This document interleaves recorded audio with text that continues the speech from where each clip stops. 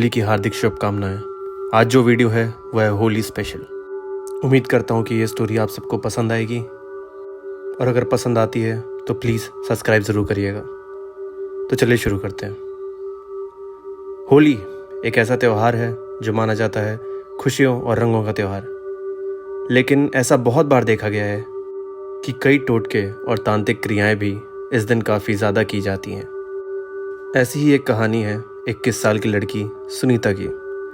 सुनीता अभी अपने कॉलेज की छुट्टियों में होली के फेस्टिवल पर घर आई हुई थी। अगले दिन घर ने सामने वाला पूरा ग्राउंड बुक कर रखा था होली के लिए। सुनीता होली मना ही रही थी कि गलती से उसका पैर एक मटके से टकरा जाता है।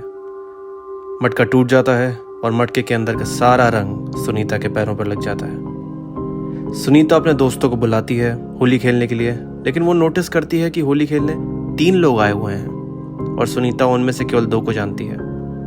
पर वो इग्नोर करती है ये जान के कि शायद वो उनका दोस्त होगा जिससे वो कभी मिली नहीं। सुनीता आज से पहले ना तो उस लड़के से कभी मिली, ना उसे कभी आसपास देखा था। बहरहाल होली खेलते खेलते सुनीता की आंखों में रंग चला जाता है और सुनीता थोड़ी देर के लिए स्विमिंग पूल के पास जाती है अपनी आंखों में लगे रंग को साफ करने, कि तभी उसे ऐसा लगता है कि जैसे उसे किसी ने स्विमिंग पूल में जोर से धक्का दे दिया हो और स्विमिंग पूल थोड़ा गहरा भी था। वो गिरते ही चिल्लाने लगती है और उसके दोस्त उस पर हंसकर उसका मजाक बनाने लगते हैं, लेकिन वो उसको बाहर निकाल देते हैं जैसे कि सारे दोस्त करते हैं, पहले मजाक बनाएंगे फिर हमारी मदद करेंगे। और जब वो बाहर आके बताती है कि पीछे से उसे किसी ने जोर से धक्का दे दिया था, तो उसके दोस्त उसका मजाक उड़ाते हैं और बोलते हैं कि तेरे को ज़्यादा चढ़ गई है यार, तू भांग कम पिया कर, थोड़ा चिल कर तू। पर वो स्ट्रेंजर जो उसके दोस्तों के साथ आया हुआ था, वो सुनीता को एक टक घूरता है और अजीब सी स्माइल देता है अपने चेहरे पर। फिर इसके बाद सारे दोस्त मिलके होली खेलने लगते हैं और वही स्ट्रेंजर सुनीता के पास आता है, उसको रंग लगाने की कोशिश करता है।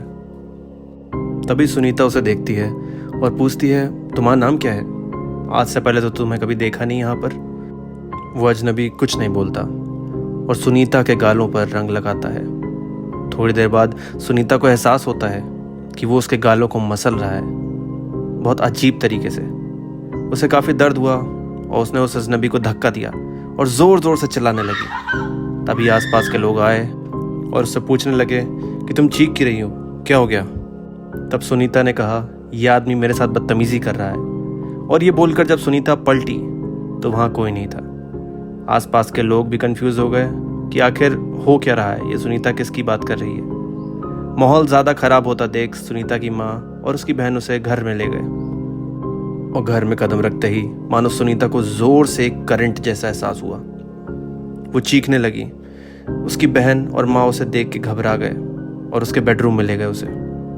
फिर उसकी छोटी बहन ने अपने घर के बाहर वाले कैमरे की CCTV फुटेज चेक करी जिसमें सामने वाला ग्राउंड भी दिखता था। तो वीडियो प्ले करने पर उसने देखा कि सुनीता खड़ी होकर किसी से बात कर रही थी, पर सामने कोई भी नहीं था और वो पागलों जैसे बड़बड़ाई जा रही थी। उसकी बहन को कुछ अजीब लगा ये सब देखकर। वो समझ गई कि मामला कुछ अलग है। वो सुनीता के कमरे में वापस गई तो उन दोनों ने देखा कि सुनीता उल्टे पैर करके लेटी हुई थी और उसके बाल आगे की तरफ बिखरे हुए थे और वो अजीबोगरीब आवाज़ में कुछ बोले जा रही थी, पता नहीं क्या बड़बड़ा रही थी। उसकी माँ घबरा गई और तुरंत उन्होंने पास के गांव से एक ओझा को बुलाया।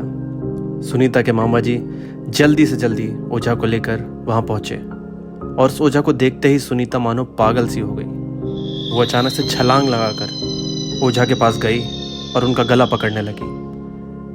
वो उसका गला दबा ही रही थी कि तभी उस ओझा ने एक भभूत उसके चेहरे पर दे मारा और वो वहीं बेहोश हो गई।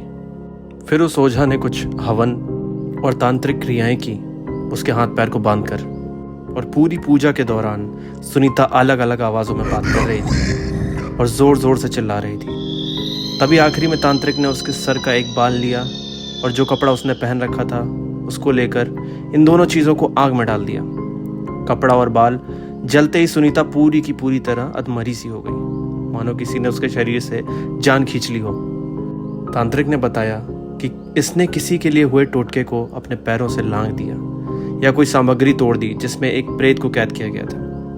उन्होंने बताया कि अब सुनीता सुरक्षित है, लेकिन फिर भी उसकी सेफ्टी के लिए उन्होंने एक कलावा उसके हाथ में बांध दिया और बोला कि इसे अपने से दूर मत होने देना, वरना फिर से वो प्रेत इसके पीछे पड़ सकता है।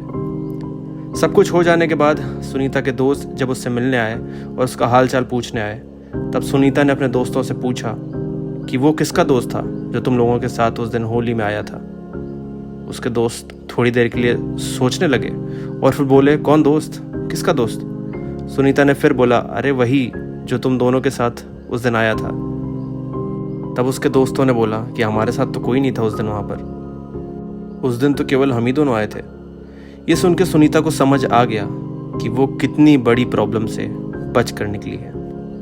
सुनीता का कहना है कि अब उसका भरोसा और श्रद्धा दोनों ईश्वर में और बढ़ चुकी है, क्योंकि अगर बुरी शक्तियाँ हमें तंग करने के लिए होती हैं तो अच्छी शक्तियाँ भी एग्जिस्ट करती हैं हमें उन बुरी शक्तियों से बचाने के लिए। Thank you guys for watching this video. अगर आपको ये वीडियो पसंद आई हो तो प्लीज़ लाइक, शेयर और सब्सक्राइब ज़रूर करिएगा इस चैनल को, और कमेंट में हमें बताइएगा कि अगली वीडियो आपको किस टॉपिक पर चाहिए। Thank you so much guys.